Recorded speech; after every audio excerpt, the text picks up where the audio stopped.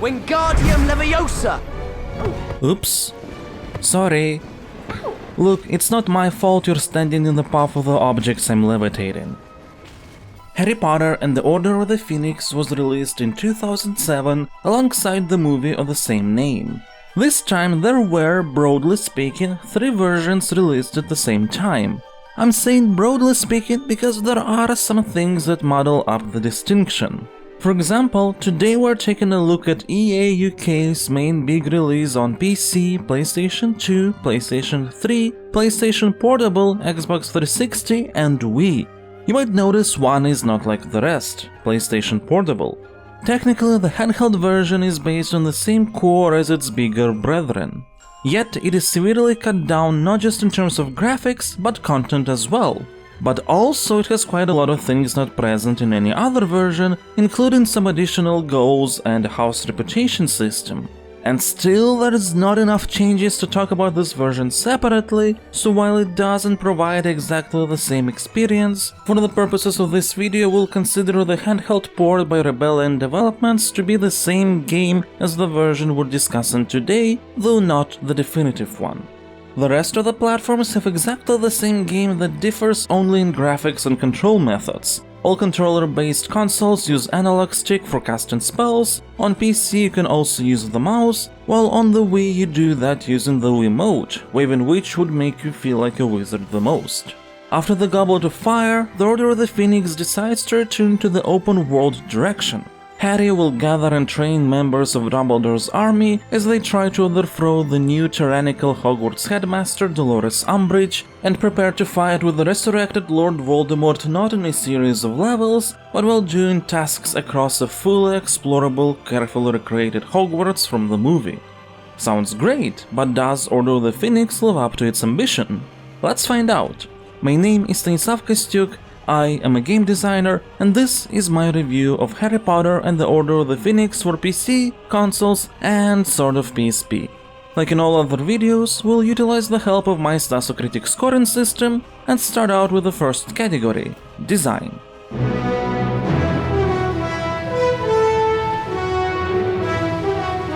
This is the most important category of Stasocritic with the biggest weight, 4, as how a game is played, built and structured is really what defines our experience the most.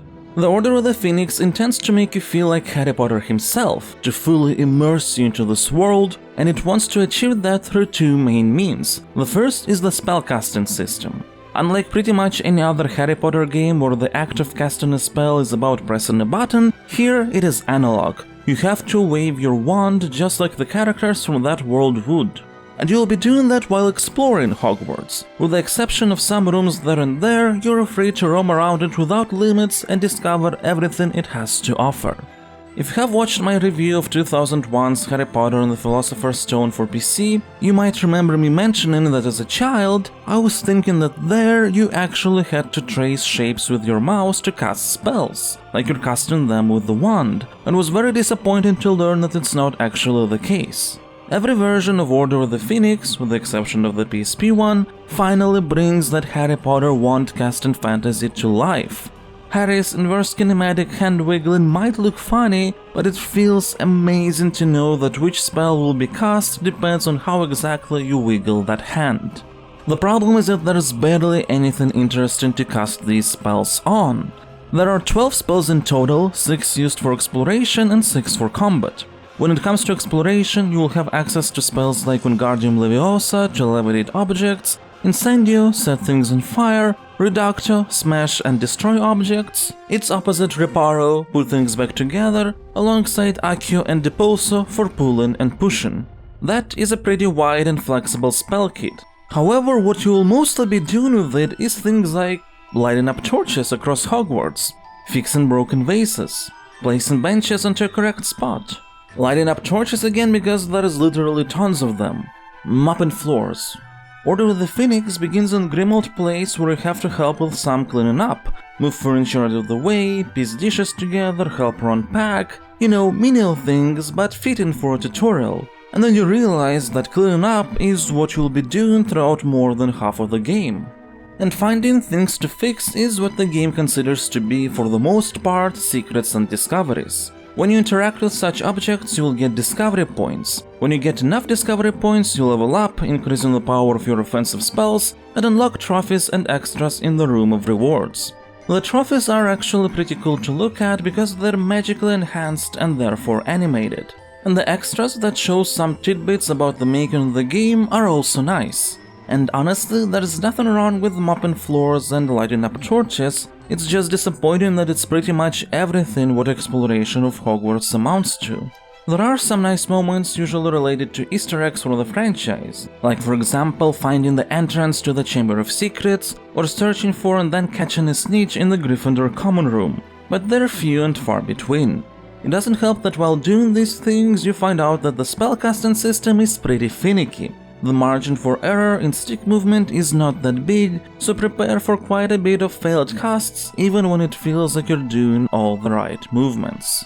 I suppose the menial exploration tasks wouldn't have felt tedious if they were something you would be able to do easily and quickly on your way to somewhere, but you can't because Order of the Phoenix is a game built with a very deliberate pacing. By that I mean that each spell will take a bit of your time to cast, and in general your movement around the castle is relatively slow even when you're running. This is not a problem in and of itself, it's what helps you to really feel the world of Harry Potter, and it's something that can work. But the spacing also applies to secrets. You have sequences of plaques getting out of hidden walls, night statues changing their position, torches getting lit of course, and all this slows down the pace of tasks that are not exciting in the first place. And to top it all off, the main missions also mostly amount to fetch quests, sometimes literally like having to bring a monster book of monsters to an annoying kid who is joining our Dumbledore's army group, or finding 5 token gargoyles across Hogwarts, which, by the way, any gargoyle that you would have found before starting this mission doesn't count, so you'll have to find them all over again. The dialogues are funny though, sometimes tragically so. You don't know where the other talking gargoyles are, do you? I haven't seen another gargoyle since the one on that plinth disappeared. What happened to him? About a year ago, some boy flew through here being chased by a dragon. It knocked my friend right over the edge. Come back and talk to me sometime, won't you? This is a great place for a picnic. Come around any time. It wasn't your fault, Harry. The most interesting parts of these missions also amount to something quite basic if you think about it. Like a mission where you have to get food for Thestrals up a steep hill, or where you have to climb up the school's walls to get Colin's camera. And you might notice on the footage that the climbing animations are also pretty slow-paced, which again is not a problem by itself, but in the context of the whole game can make you feel very frustrated in some sections. And about 2/3 of the game will be focused on doing these kind of tasks to recruit people in Dumbledore's army. And even though very close to the beginning of the game you have some dueling tutorials, the only dueling you will be doing in the first half is if you deliberately attack a Slytherin student or something. The last third of the game will have more combat action, but good luck understanding what the hell is going on. Dueling is pretty slow-paced like the rest of the game while managing to feel very chaotic. Your spells keep missing for some reason, and even though there are 6 incantations that can be used in combat, I found that it's better to just spam the simplest ones. Protego to defend yourself and Expelliarmus to do damage. There are other offensive spells like Stupefy and Rictus Sempra, but what's the difference really is not clear. And the other defensive spells in form of Petrificus Totalus and Levicorpus don't seem to form any particular advantage in group-on-group fights, plus the opponent's Protego will most likely cancel them out anyway. At the end, you'll actually be controlling Dumbledore fighting against Voldemort, which feels like it should be incredibly epic, but even though it's a one-on-one battle, it is still equally as confusing, and the Protego Expelliarmus spamming strategy is again the safest way to go. The game really lacks action, even in the part where you need to sow chaos around the school to overthrow Umbridge. There are a couple of parts where you transform some courtyards into a swamp, but the chaos will mostly be sown by putting 2 benches on top of each other so you could climb and disable a speaker. And while the lack of action is not something bad in theory, there are few adventure or puzzle game elements present to sort of balance things out. What Harry Potter and the Order of the Phoenix mostly is in terms of gameplay is a Hogwarts tourist attraction. If in real life somebody would recreate Hogwarts and would task visitors to find out the password to a portrait that opens up a secret shortcut, what would the goal actually be? Most likely to find and talk to someone as you admire the carefully built environments. And this is essentially what happens in this game as well. Harry Potter and the Order of the Phoenix is a Hogwarts tourism application with some very interesting, if unpolished, gameplay tech put into it. And it's as fascinating as it is inconsistent.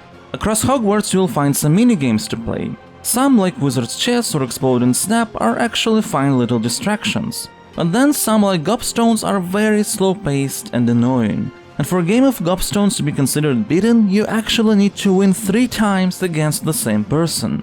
There are some classes added for variety, but they amount to some fetch quests followed by a series of spell tests, mostly related to Wingardium Leviosa objects from one spot to another.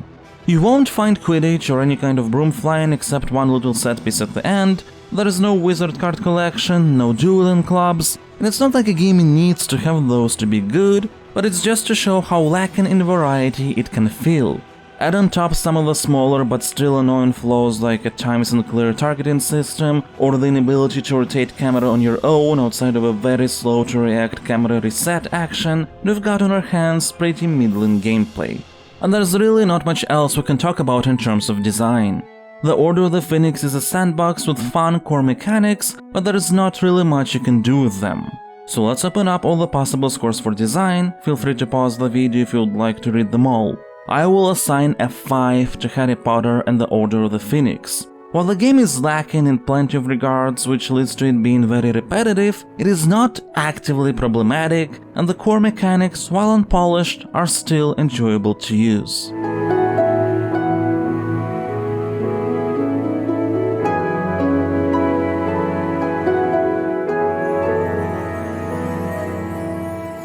Let's move on to context.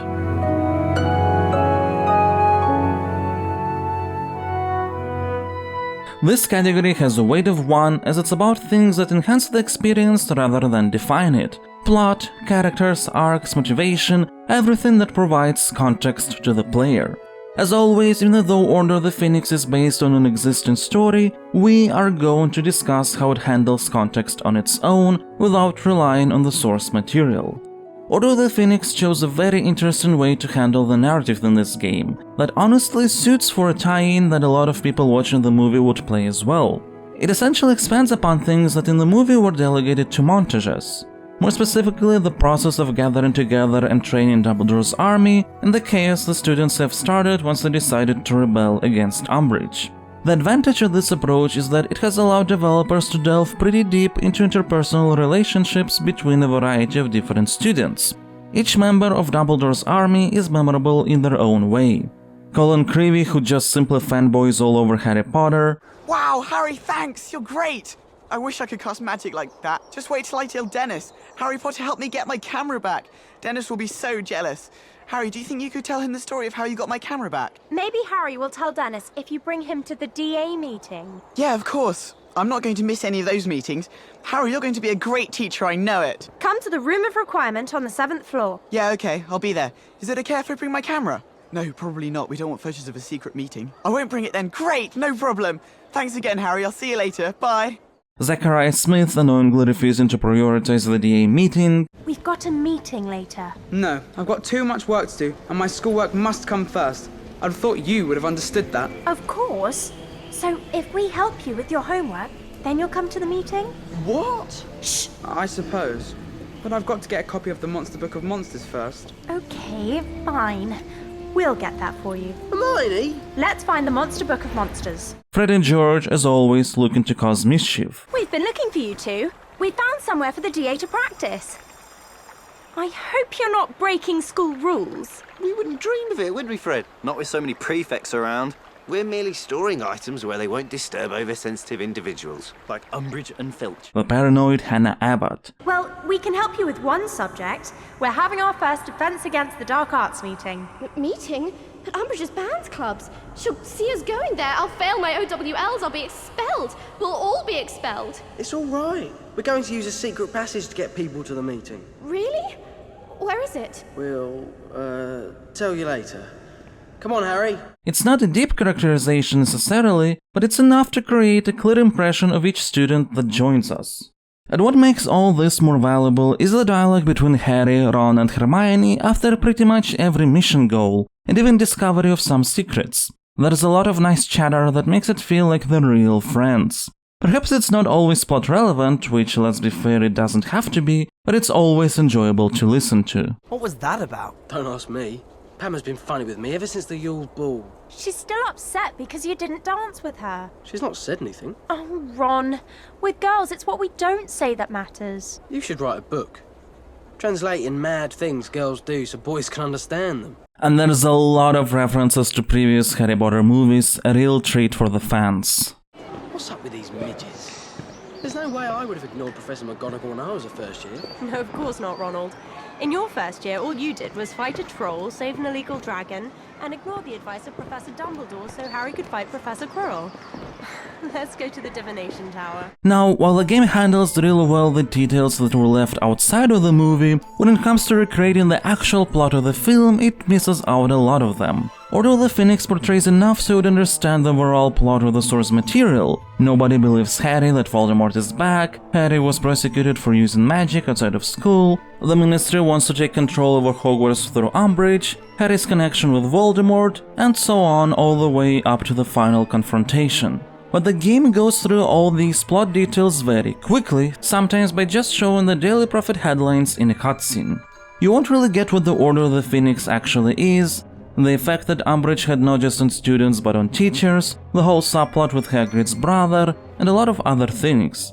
So while the plot will be understandable on a broad level to people who are not aware of the source material, it will also leave quite a lot of open questions. And if we'll open up the scores for context, everything I have said leads to me assigning a 7. While the main plot is sort of jumped through pretty quickly, there's still quite a lot to enjoy in this game in terms of character dialogues and interactions.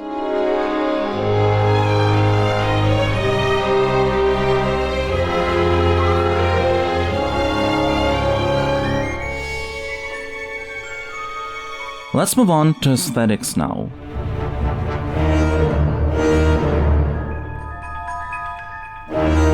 This is another category with the weight of 1, as it is again about something that enhances the experience rather than defines it, this time through visual style, sound, music, etc. The very first thing that I want to discuss here is actually not the visuals as I would usually do, but the music, just because it shows how weird game development based on licenses can be. Despite the Harry Potter games being more than quite popular, which is a given based on the source of the license, Order of the Phoenix marks the first time the developers have managed to license the actual music from the movie, and even then of just a single track, although of course it is the most iconic one, Hedwig's theme. And not any of the interpretations from the actual movies, but a rendition that would have to be done specifically for the game by its composer James Hannigan. And I gotta say, even though the music in the previous Harry Potter games was quite fantastic, there's something truly magical in opening up the game to immediately hear John Williams' leitmotif.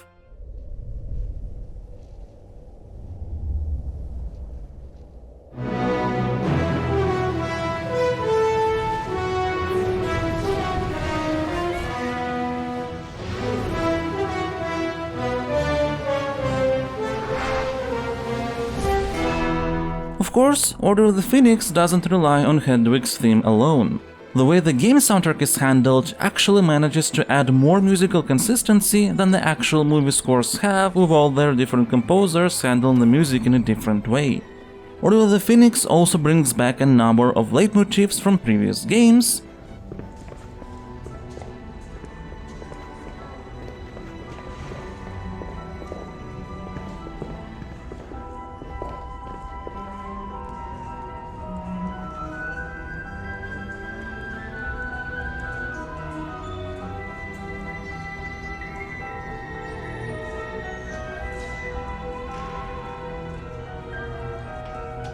and alongside it some new themes that fit in the overall stylistic as well.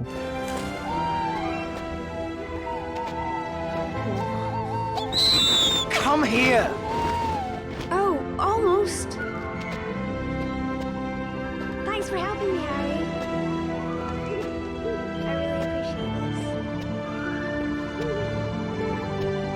this. Great. Thanks for helping. As a result, we have an absolutely amazing soundtrack arrangement for this game that adds just so much to the atmosphere.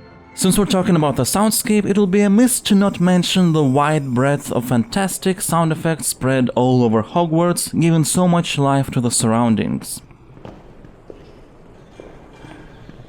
I think we should go to the common room. There are too many undesirable people round here.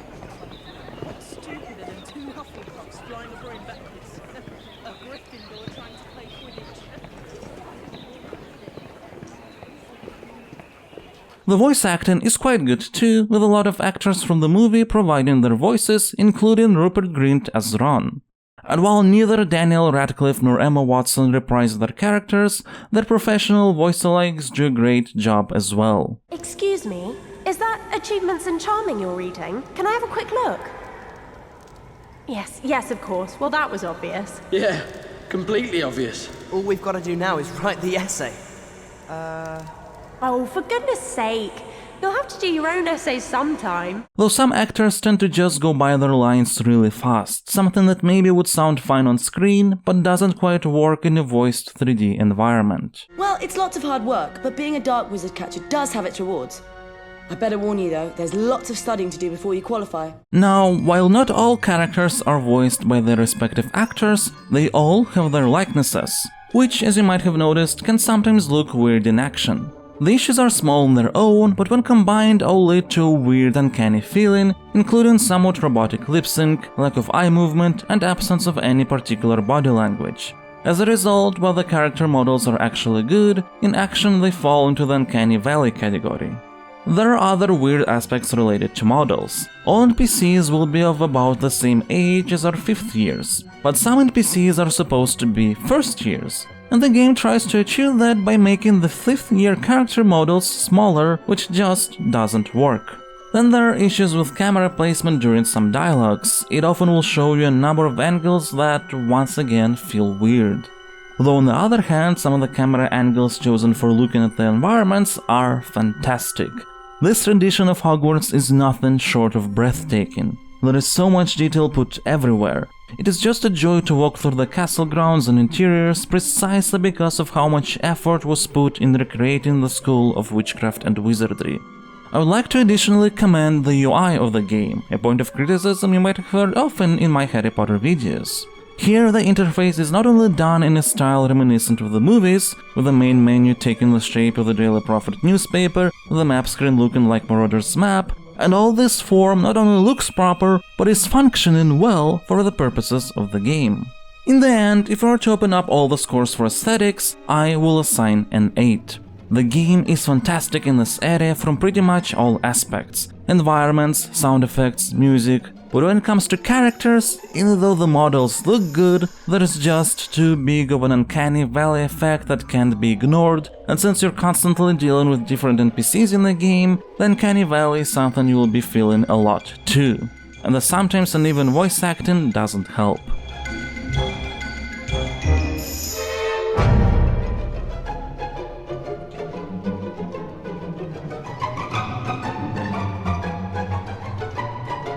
Now it's time to discuss Cohesion.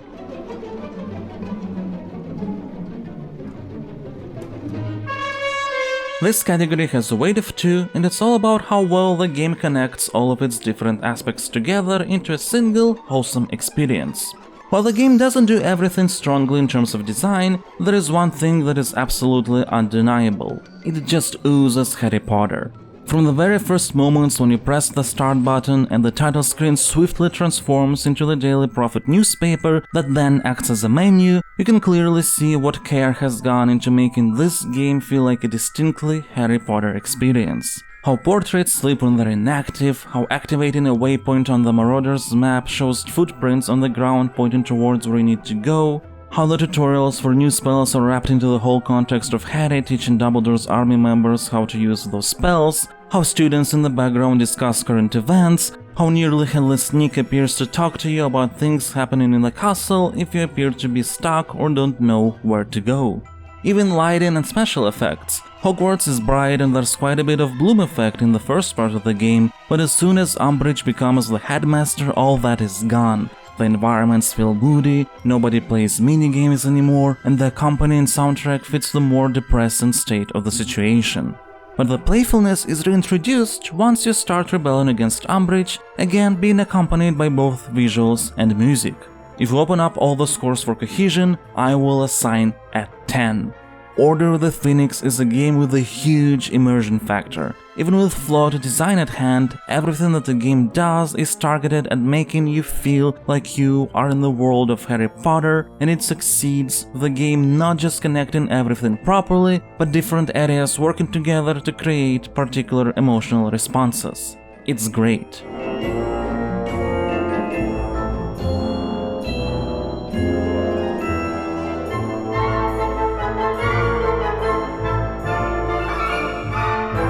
Time to discuss the final category, emotions.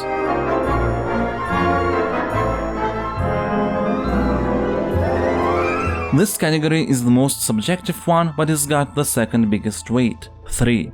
The reason is simple: at the end of the day, regardless of what a game does, it's personal feelings that define a big chunk of our experience. And my personal feelings regarding Order of the Phoenix are quite complex. I suppose I should start with mentioning that I find it to be quite a fascinating game, maybe even somewhat underappreciated.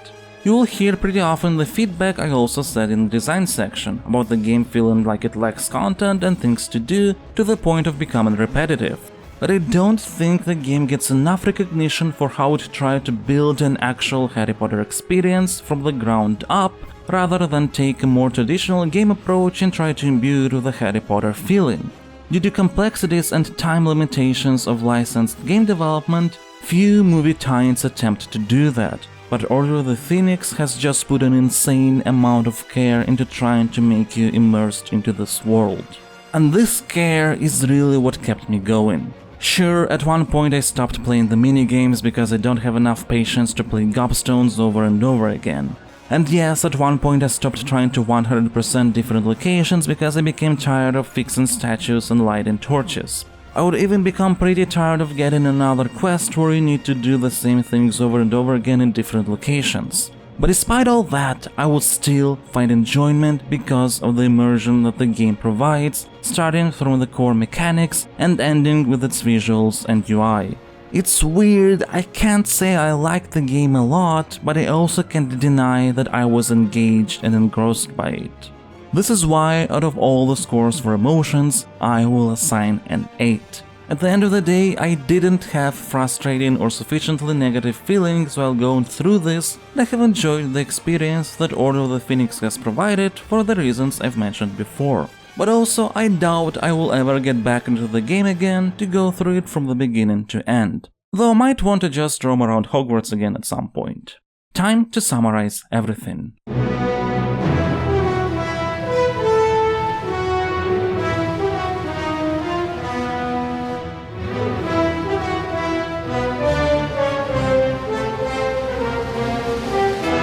After all scores are taken into account, the PC and console version of Harry Potter and the Order of the Phoenix gets a final Stasocritic rating of 69. Ultimately, it's a nice game, as long as you know what to expect. Order of the Phoenix is one of those games that might not necessarily be good, while still remaining exceptionally interesting and worthy of recommendation. If your priority is engaging gameplay and that's what defines what games you want to play, well, you won't really find it here and you better skip this one. But as a whole package, Harry Potter and the Order of the Phoenix is a game that provides just an insane amount of immersion, and if you're one of those players who can ignore gameplay flaws for the sake of the sum of all parts, you might want to try it out. And if you're a Harry Potter fan, I would say that this game is mandatory to check out, at the least so you could just roam around the exceptionally recreated Hogwarts. It's worth playing for that alone.